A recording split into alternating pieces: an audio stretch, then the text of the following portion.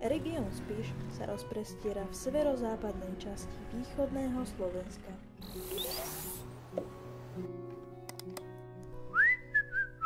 Na Spiši je na pomerne malom území veľa turistických lákadiel. Jedným z nich je aj Spišská Sobota, ktorá nikdy nemala právo na stavbu hradieb a preto pospájali hospodárske budovy a vytvorili tak prstenie z budov. Vnútri týchto provizórnych hradieb sa v sobotu usporadoval trh a nachádza sa tu aj najstaršia budova Soboty, kostol svätého Juraja z 13. storočia. Interiér kostola doplňajú nádherné oltáre, jeden aj z dielne majstra Pavla z Levoče.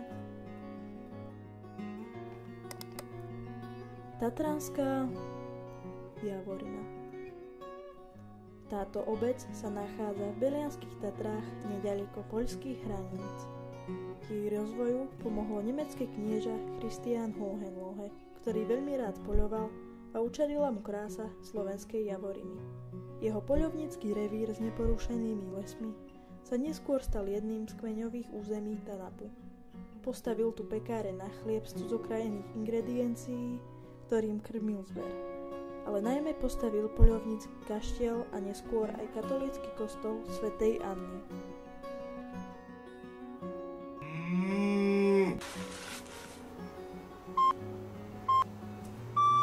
Okolie ponúka množstvo lyžiarskych svahov.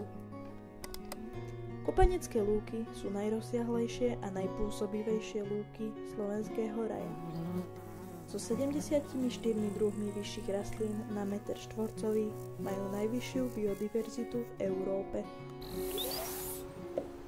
Markušovský skalný hríb je dôkazom, že obrovské huby nerastú iba v lesoch pri Černobyle. Ide o najkrajší hríbovitý skalný útvar na Slovensku a zároveň najväčší skalný hríb v Európe.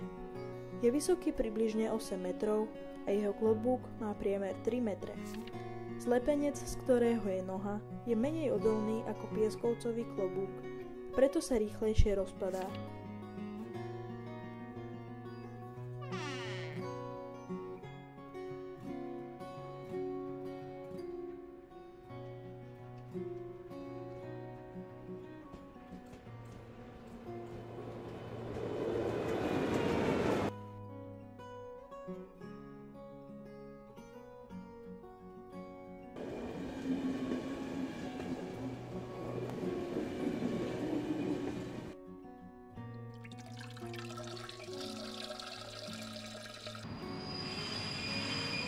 Železničná trať Rudinky-Šteldák spája Spiš a Gemer. Trať prechádza jednou z najkrajších oblastí Slovenska. Boli tu vybudované technicky najzaujímavejšie železničné objekty na Slovensku. Z 19 km sa až 3,4 km nachádza pod zemou. Jeden z tunelov je vykopaný do špirály.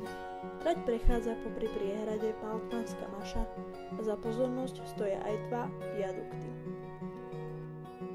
Kométa je historická električka, ktorá premáva na koľajniciach vo Vysokých Tatrách.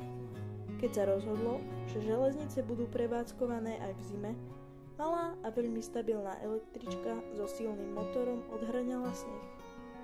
Pluhom rozrazený sneh zanechával za kométou zvírený chvost, vďaka čomu dostala električka svoje meno – Kométa.